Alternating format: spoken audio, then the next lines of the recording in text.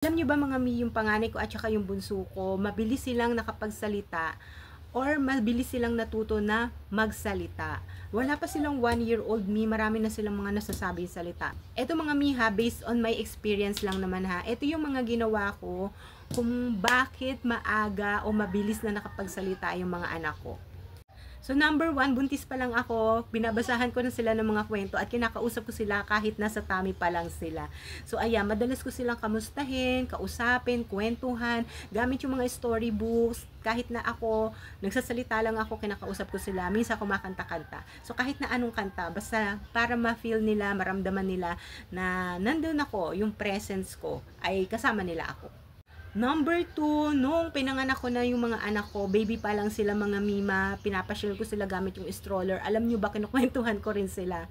So kapag namamasyal kami, tinuturo ko sa kanila, wow, ang ganda nito, ito ay mangga, dahon ng mangga. Ang kulay niyan ay color green. Kahit hindi nila ako naiintindihan mga mi, sinasabi ko pa rin sa kanila yon. Basta mga mi, kausapin nyo lang na kausapin yung mga anak ninyo, kwentuhan nyo lang sila ng kwentuhan, kasi kapag madalas nilang naririnig yung mga sinasabi natin, mas mabilis silang makakapagsalita. Tapos mga mi, yung mga bagay na pinapakita natin o sinasabi natin sa kanila mga mi, dapat ay sabihin natin or kapag hawak natin yung bagay na yun, sabihin natin kung ano yung pangalan. Halimbawa, ito, bunso, ito ay tissue. Tissue ito, bunso, color nito, ang kulay nito ay color green. Ayan, ganyan ako. Bunso, ito yung coloring book. So, ito ay coloring book. Ang nakikita mo ay fruits coloring book. So, ganon. Basta sinasabi ko, dinidescribe ko sa kanila kung ano yung mga pinapakita ko o sinasabi ko sa kanilang mga bagay.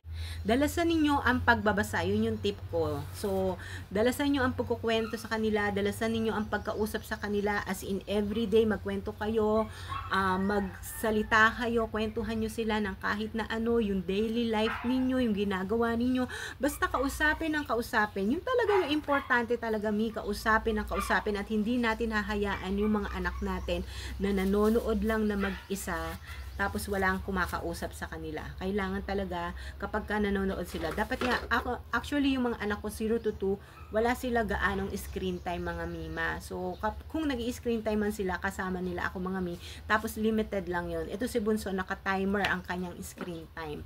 So ayan, sa laptop yan, nandoon ako. Kapag ka naiiwan ko siya, may timer yon.